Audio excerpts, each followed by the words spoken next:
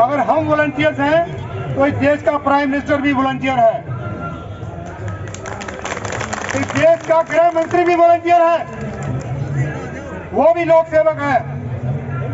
लेकिन वो क्या रहा है, एक देश में एक संविधान के रहते हुए उसी संविधान में अगर वॉलंटियर शब्द दिया गया है तो एक शब्द के लिए दो कानून कैसे हो सकते हैं?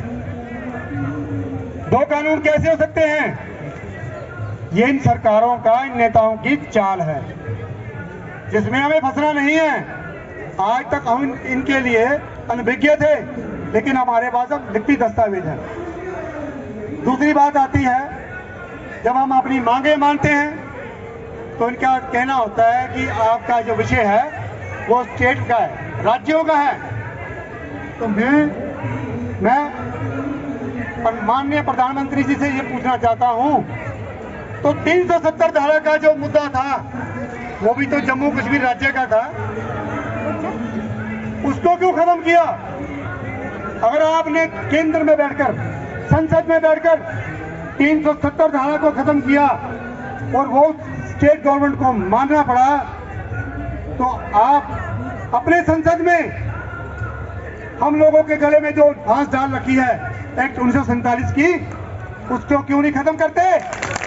अगर आप अपने शासन में, संसद के अंदर उस एक्ट का संशोधन करेंगे तो किसी राज्य सरकार के पास ये अधिकार नहीं रह जाएगा कि वो हमें समय से भी बता सके।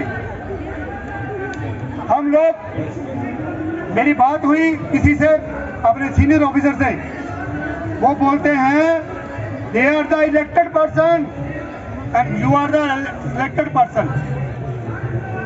मैंने उनको पूछा, ठीक है सर, आपने तो बोल दिया they are the selected person, elected person, we are the selected person, लेकिन उस elected person ने अपने देश में क्या योग्यता साबित की?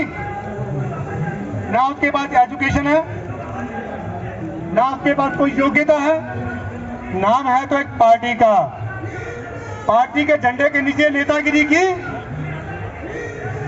आकर चुनाव लड़ा, जनता को गुमराह किया और नेता बनकर राज में बैठ गए। लेकिन इस देश में ड्यूटी करने वाला होमगार्ड जवान, जिसको सिलेक्टेड बोला जाता है, उस जवान ने एक कर्मचारी की तरह, एक पुलिस अधिकारी की तरह अपने शैक्षिक योग्यता को भी दिखाया और उन सभी ट्रायल्स को जो नियमित रूप से एक कर्मचारी के लिए बने होते हैं, उनको निभाकर उस जगह तक पहुंचा। तो परिश्रम किसका ज्यादा हुआ, उनका क्या हमारा? और जब हम देश सेवा कर रहे हैं, अपने आप को हमने प्रस्तुत कर दिया, हम देश सेवा के लिए तैयार हैं, तो इन नेताओं को क्या अधिकार है कि 3 साल 5 साल बाद ये कहें आपकी जो ड्यूटी को खत्म किया जा रहा है, आप घर को जाओ? 3 साल 5 साल अपने जीवन के बर्बाद करने के बाद जब व्यक्ति घर को जाएगा, हमारा होमगार्ड जवान घर को जाएगा, तो कौन सी ऐसा व्यापारी, कौन सी ऐसी संस्था होगी जो हमको रेगुलर, जो हमको जो सैलरी देगी? कोई नहीं देगा। बात होती है देश में आतंकवाद की, नक्सलवाद की, वो भी इसी तरह पैदा होता है।